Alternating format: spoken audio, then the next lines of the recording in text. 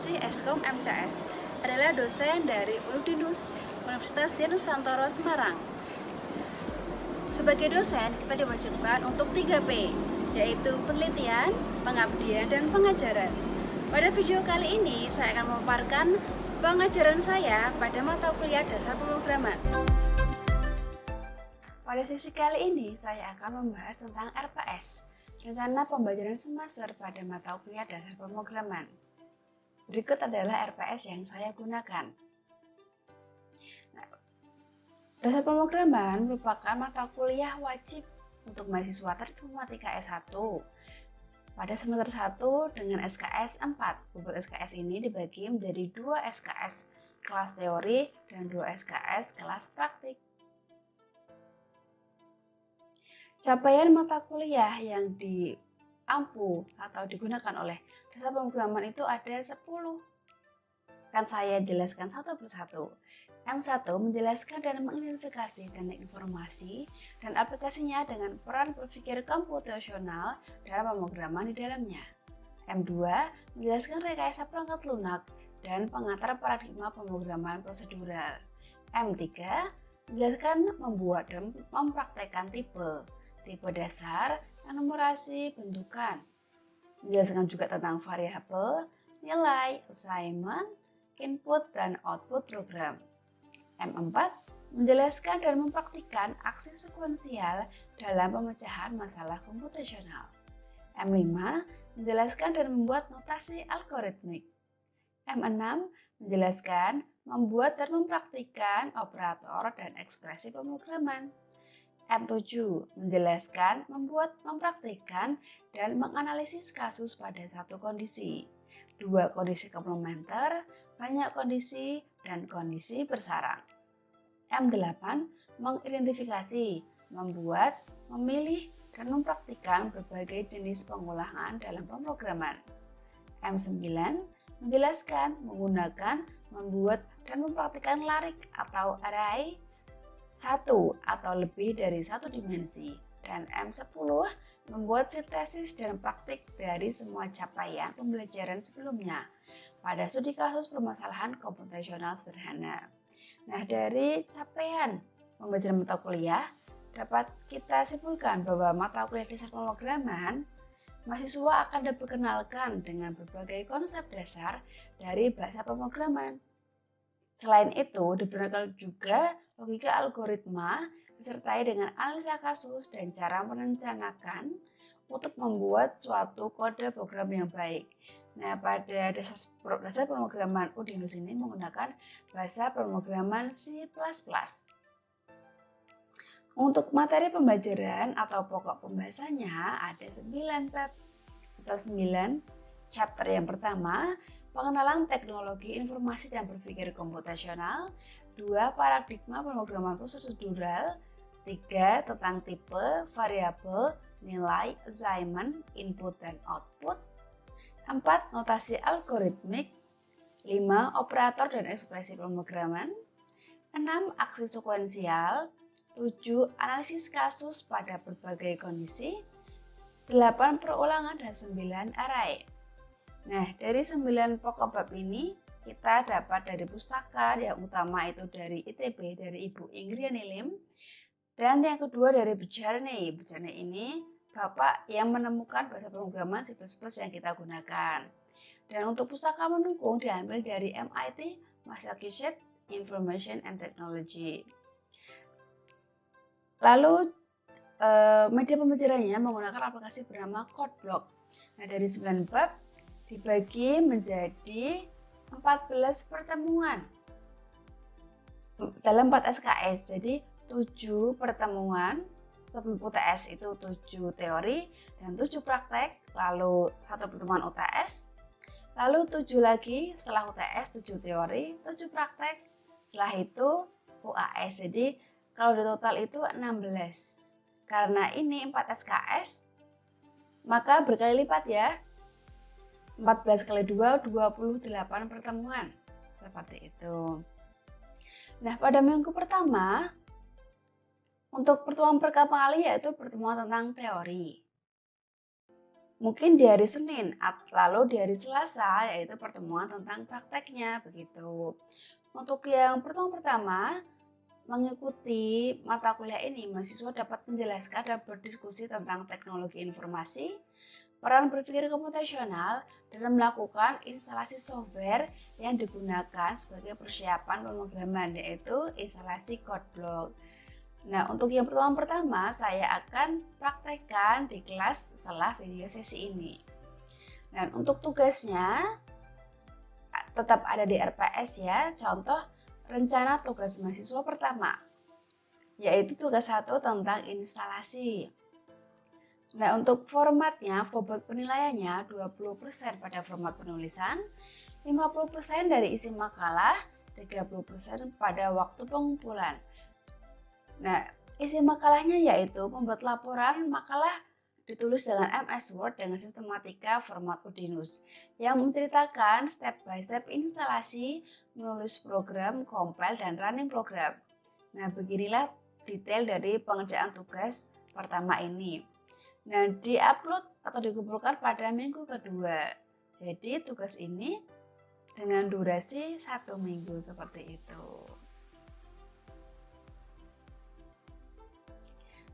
Demikian penjelasan tentang RPS dan pemrograman. Pada sesi berikutnya, saya akan memaparkan bagaimana saya menerangkan pembelajaran dasar pemrograman di kelas teori. Assalamualaikum warahmatullahi wabarakatuh. Waalaikumsalam warahmatullahi wabarakatuh. Ya, Mas Mbak semuanya, kali ini kelas kita ada di kelas dasar pemrograman. Untuk pertemuan pertama, bersama saya Bu Nurul Anissa Sebenasih, Eskom MCS. Ya, pada slide ini kita akan belajar apa saja. Yuk, akan kita mulai. Nah, untuk capaian belajar pertama kita akan mahasiswa bisa menjelaskan dan berdiskusi tentang teknologi informasi dan penerapannya. Lalu serta melakukan instalasi software. Nah, di Despro ini kita kuliah 4 SKS ya, 2 SKS teori dan 2 SKS praktek. Nah, untuk hari ini kita teori dulu. Nah, kita akan belajar tentang teknologi informasi dan penerapannya. Untuk yang instalasi software itu akan kita pelajari waktu kelas praktek di lab seperti itu. Nah, kemampuan yang diharapkan mahasiswa dapat lebih mengenal teknologi informasi dan penerapannya, lalu dapat menginstalasi software yang bernama code block.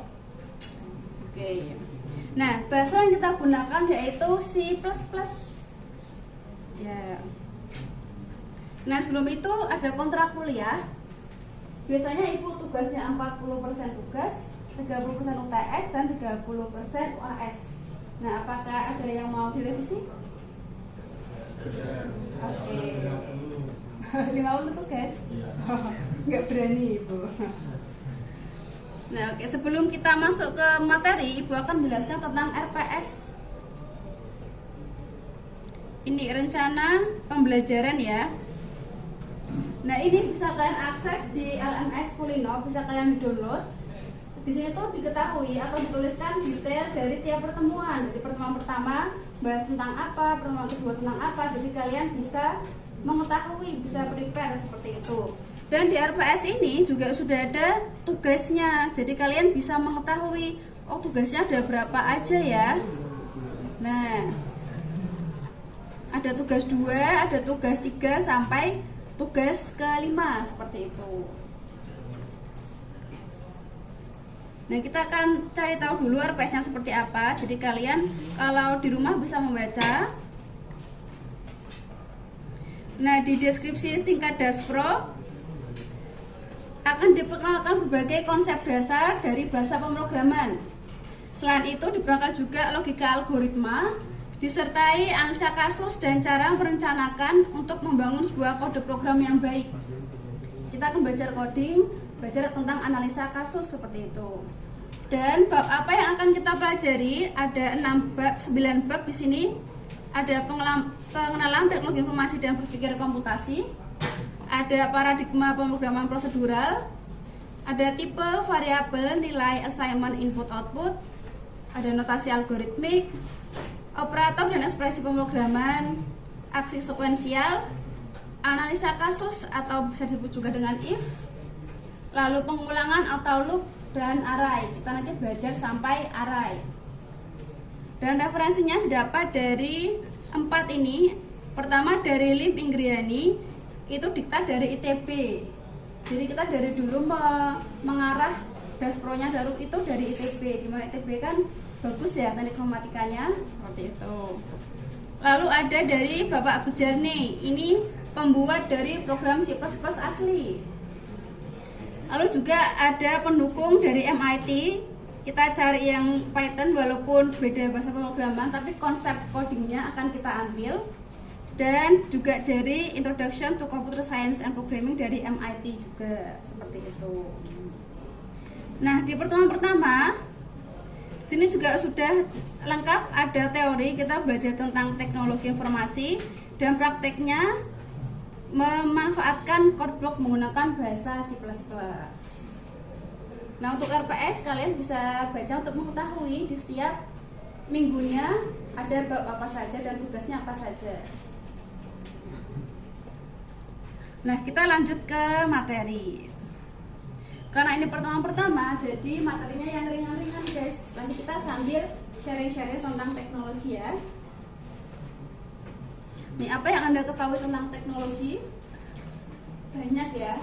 Ternyata teknologi itu ada sosial media, superkomputer, game, kecerdasan buatan, robotika, roket. Itu juga kita juga bisa bicarakan tentang teknologi, komputer kuantum, augmented reality, virtual reality, seperti itu. Seperti yang kalian gunakan di TikTok atau di Instagram, kan ada filter-filter, ada stiker-stiker augmented reality ya, seperti itu.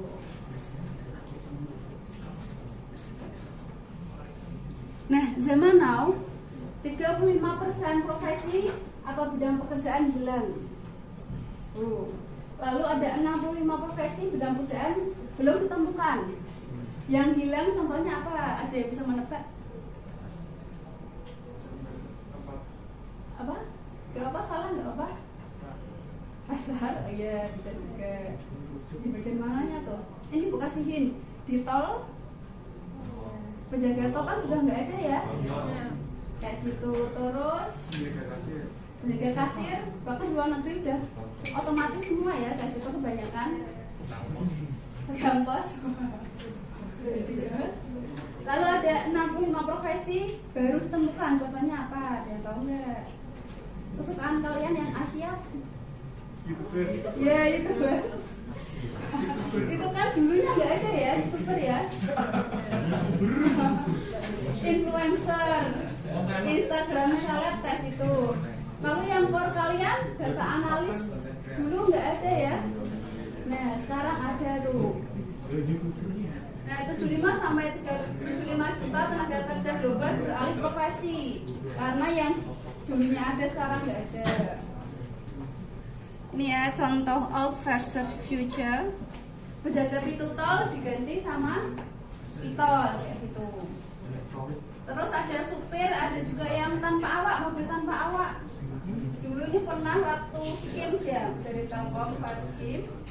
Lalu ada teller, sekarang sudah berkurang karena ATM itu sudah bisa menabung dan menarik, bisa dua-duanya seperti itu. Nah, disrupsi yang sudah terjadi. Nah, banyak toko-toko retail yang berguguran seperti 7-Eleven, Matahari, Istiara, Lotus. Sekarang ada Diajain juga. Pesaingnya online semua, Bukalapak, Blibli, Tokopedia, Matahari Mall, seperti itu. Kalau kita mau lalu kalian nonton juga, sekarang ke bioskop itu kita hanya ingin merasakan vibes bioskopnya ya. Sedangkan kalau sekarang kalau nonton film itu kita perlu aja di Netflix ya gitu. Pengen vibesnya, suaranya, nongkrong sama temen-temennya kayak gitu ya kalau bioskop. Nah sekarang juga taksi, ojek, ya TOP sudah ganti ke Grab taksi, Uber, Gojek seperti itu. tukang ojek pengkolan sudah berkurang atau sudah tidak ada sekarang di kota-kota besar. Nah, tahukah kalian yang punya perusahaan hotel terbesar itu dia nggak punya hotel satupun? Kira-kira siapa yang punya perusahaan hotel terbesar di dunia? Yang tahu? Kalau di Indonesia itu yang iklan-iklan itu, iklan pemesanan hotel. Ya, contohnya kayak gitu ya, di Indonesia ada Traveloka kayak gitu. Ternyata yang terbesar itu Airbnb yang di seluruh dunia. Terus juga perusahaan transportasi besar, dia nggak punya satu motor pun, atau nggak punya, motornya dikit ya, motor office-nya sama mobil office-nya sedikit. Perusahaan transportasi besar, kira-kira siapa? Ya, Grab, Uber, kayak gitu ya. Nah, dari kedua contoh tersebut kalian bisa menganalisa nih. Wah, untuk jadi orang sukses sekarang tidak perlu punya modal yang melimpah ruah. Kalian hanya perlu aplikasi atau platform ya. Nah, sekarang kalian sudah mendaftar di Teknik Informatika Udinus. Kalian untuk kedepannya sudah di jalan yang tepat begitu ya, karena kedepannya itu tentang teknologi. Kalian ini kuliah juga tentang teknologi seperti itu. Nah, tapi untuk masa depannya kalian sudah bagus nih. Tapi di teknologi itu perkembangannya sangat cepat. Kalian sekarang di kampus belajar tentang C++. Tapi ternyata di dunia pekerjaan C++ itu jarang digunakan. C++ itu digunakan kalau di game itu pun pakainya C Crash gitu ya. Nah, C++ itu digunakan waktu kalian hardware. Nah, misal ada mobil nih, mobil tanpa awak. Nah, codingan dalam itu pakainya C++. Jadi kalau kalian, Bu, aku kok mau saya kerja tapi kok C++ jarang gitu. Memang karena di kampus itu kita belajar dari basicnya dulu. Kita memperkuat akar-akar kalian. Jadi kalau akarnya kuat, maka pohon yang akan tumbuh menjulang akan kuat juga, seperti itu. Nah, jadi kalian untuk kuliah belajar C++ juga. Nanti kalian juga bisa belajar tentang Python, tentang JavaScript, seperti itu. Jadi di kampus hanya mempelajari basicnya dulu ya. Nah, lalu pemahaman apa yang dibutuhkan? Nah, kalian harus memahami tentang data, informasi, dan sistem. Di sini ada pengertian tentang teknologi, ilmu yang berkaitan tentang pengetahuan, sains atau seni dengan mengaplikasikan menggunakan saintifik ke praktis. Seperti itu. Nah, lalu apa itu data, informasi, dan sistem? Data terdiri dari fakta yang mentah, bisa berbentuk tulisan, gambar, suara, atau sinyal yang akan diproses menjadi suatu informasi. Nah, informasi ini kumpulan dari data yang sudah diolah. Contohnya ada data Imam Bonjol Udinus 5131. Ini tuh nggak ada tulisannya sama sekali ya. Setelah diolah, oh ternyata Imam Bonjol itu alamat dari Udinus, seperti itu. Lalu ada contoh data, ini contoh skripsi juga guys. Ibu kalau udah bahas skripsi kan baru semester pertama ini ya. Ini buat pandangan kalian. Ada contoh data Twitter tentang ChatGPT yang lagi happening ya. Itu kan hanya data cuitan Twitter, kan ada banyak, kan ada 10.000 data cuitan ya. Kita tidak tahu itu apa. Lalu kita cari informasinya sehingga kita dapat mengetahui tentang sentimen masyarakat tentang ChatGPT. Apakah orang Indonesia itu suka dengan adanya ChatGPT ataukah positif sentimennya ataukah negatif, seperti itu. Itu contoh skripsi kalian kayak gini nih nanti. Nah, lalu mengerjakannya itu menggunakan matematika guys. Nah, tadi ilmu saintifik gitu ya. Nah, kalau dulu ibu masuk ke IT itu ibu mau menghindari matematika. Ternyata astagfirullahaladzim, matematikanya banyak ya. Tapi nggak apa-apa, dinikmatin aja. Temennya ibu itu dulu yang bahasa, dia bahkan kakak kelas ya, kakak tingkat yang dulu anak bahasa, dia bahkan waktu lulus dia malah berkontribusi buat 3 gamelan. yang gamelan di aplikasi itu loh. Padahal dia dulu SMA-nya bahasa. Jadi kalaupun dari bahasa atau dari IPS itu nggak apa-apa dan tetap semangat karena matematika di sini diajari dari dasar kayak gitu ya.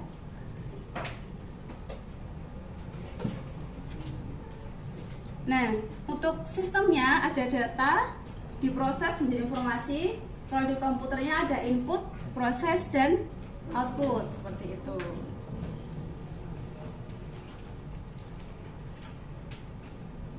Nah, apa itu komputer? Nah, sebagai alat bantu menyelesaikan persoalan. Ingat, komputer itu alat bantu. Mereka itu bodoh gitu ya. Kita yang mengajarinya. Mengajarinya dari mana? Dari coding-coding yang sudah kita buat kayak gitu guys. Apakah coding sederhana seperti contohnya kalkulator gitu, atau kita sudah bisa coding yang AI, yang artificial intelligence, yang komputer bisa belajar sendiri, tapi tetap kita yang mengajari mereka melalui coding seperti itu. Nah, mesin yang akan menyimpan dan mengeksekusi instruksi di komputer juga bisa menyimpan data-data dan memprosesnya.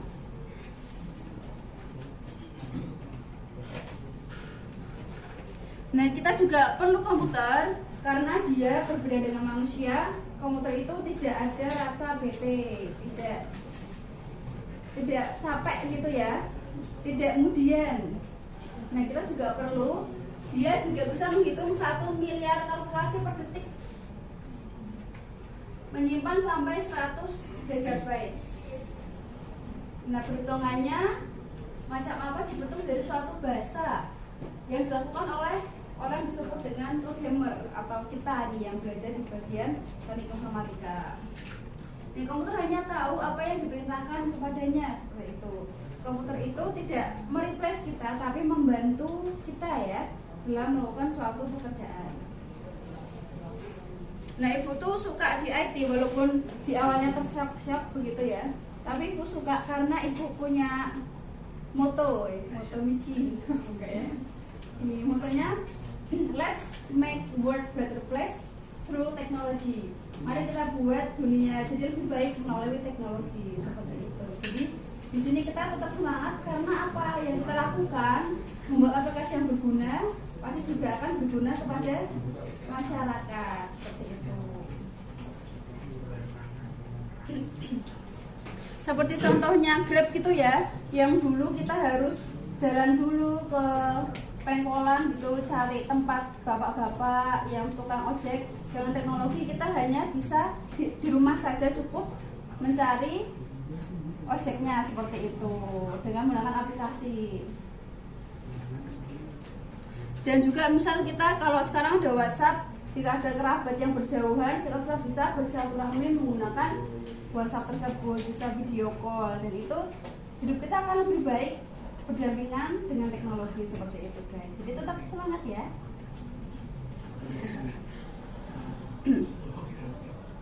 Nah, next ini menginstal software CodeBlock. Ini akan kita pelajari di kelas praktek. Ini akan ibu jelaskan sedikit. Ini ya, mahasiswa yang baru mengenal bahasa C atau C++ dengan compiler. Ini IDE Integrated Development Environment. Jadi pakai CodeBlock ini kita bisa coding pakai bahasa C atau C++. Nah, lalu kalian downloadnya nanti bisa melalui www.codeblock.org/download. Nah, lalu kalian bisa klik yang download the binary release dan pilih yang ini, yang main setup seperti itu. Lalu tinggal diinstal dan sudah selesai. Untuk tampilan awal dari CodeBlock seperti ini. Nah, nanti waktu di kelas praktek kita akan coba download.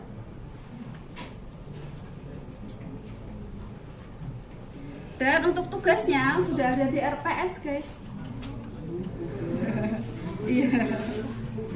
Pertemuan pertama udah ada tugas ya.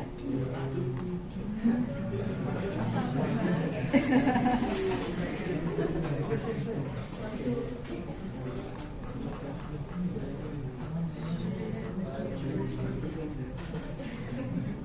tugas pertama tentang instalasi. Ini bentuk keluarannya, laporan makalah ditulis dengan MS Word dengan sistematika dan format sesuai dengan standar panduan penulisan Udinus. Nah, bobotnya 20% tentang format penulisan. Lalu yang kedua tentang isi makalahnya 50% dan 30% tentang ketepatan waktu pengumpulan kalian. Ini bisa kalian kumpulkan di minggu kedua. Jadi kalian punya waktu seminggu dalam mengerjakan tugas pertama kita.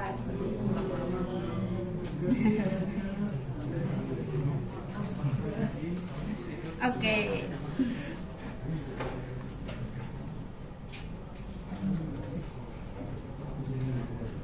Ya, pertemuan kita sudah selesai. Referensinya bisa kalian baca kembali dari Bu Lim dan Bapak Bujane, dan pendukungnya dari MIT. Oke, sudah cukup. Kemudian kelasnya. Wassalamualaikum warahmatullahi wabarakatuh.